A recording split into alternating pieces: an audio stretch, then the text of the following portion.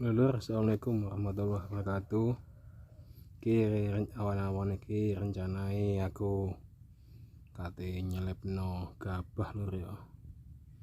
Nah, iku selepan langgananku wis nang arep kae ngenteni. Nah, iki anakku ya ngejak dolanan ya.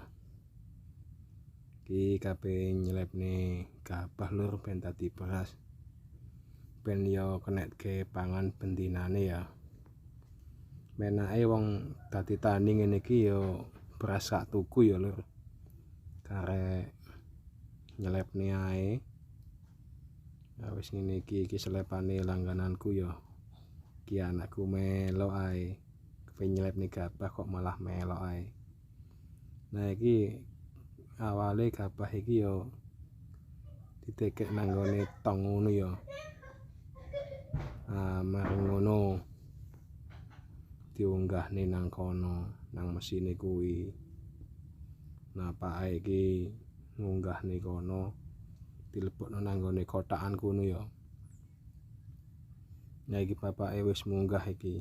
Engko dilebokne kono ben gabahe diselep ya. Kulite iki ben ilang.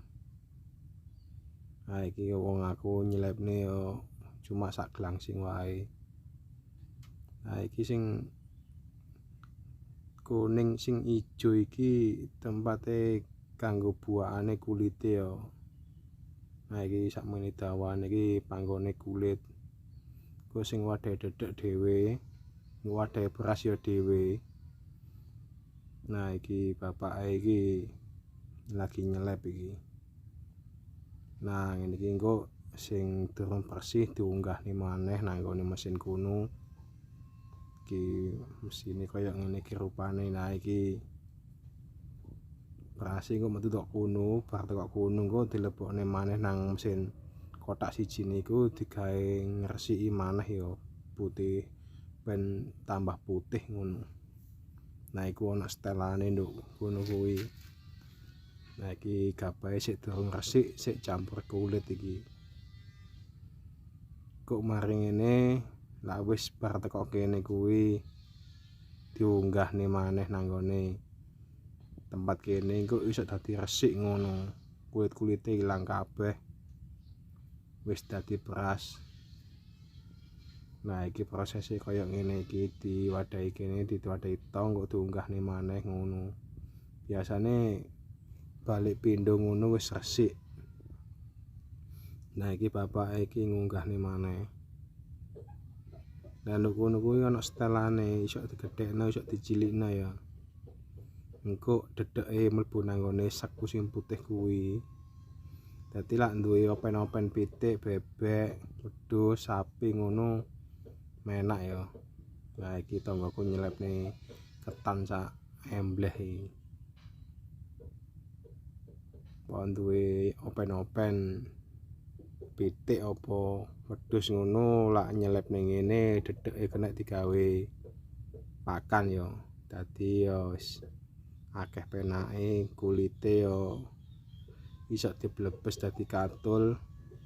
Nah, ngene iki kok diunggahne maneh nang kene ben supaya tambah resik. Lak wis tutuk mesin sing kedua iki biasane wis dadi beras, wis bersih lan putih ngono ku. Van Bele mesin iki kaya ngene iki gawe mesin diesel iki suarane kaya ngene iki. Nah, iki pake nyetel kanggo gedhekno ambek nyilikne metune beras iki. Iki diunggahne maneh iki pake iki. Nah, pake iki wis kulino langganan ambek aku ya wis dadi menak ae. Biasane lak sak glangsing cilik ngene iki opahe 17.000 lur. Utawa kowe ra usah mbayar gak apa-apa. Tapi engko dedeke dipek ambek sing nyelep iki. Dadi nang desa ngene iki menak ya. Dadi nyelepne gabah, nyelepne ngene kadang ora bayar tapi ya dedeke dipek ambek wonge. Iki dedekku iki tak wadahi gelang sing putih kuwi. Iki nggon tanggoku iki kabeh nyelep ketan ya, kabeh digawe jajan iki. Nah iki Pak iki nyetel tekanane ya ben gak kegeden ngono. Nah iki ketan iki. Iki ketane tanggoku ya sakjane mbuh aku lah sakmene iki opahe pira ya mak ya saipet ngono. Nah iki ketan iki engko beda ya dedeke iki. Dedeke warnane coklat. Lah gak coklat ya ireng biasane.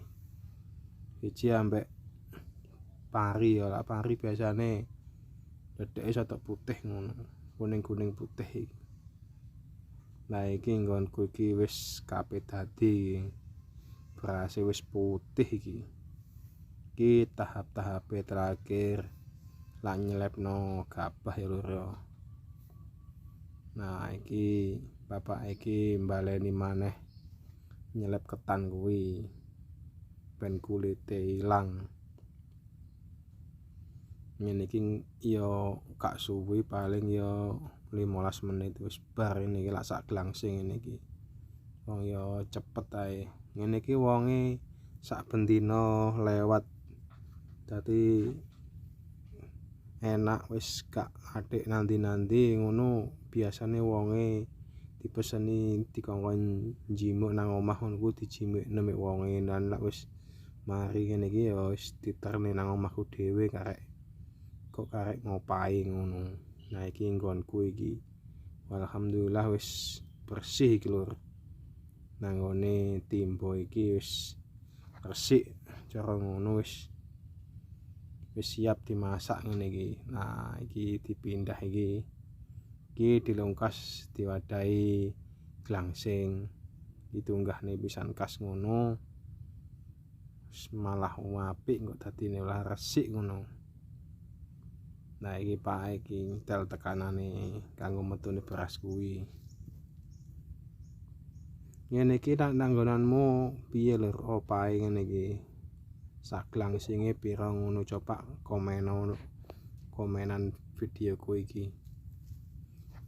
Nah iki Pak ngresiki debu-debune ya.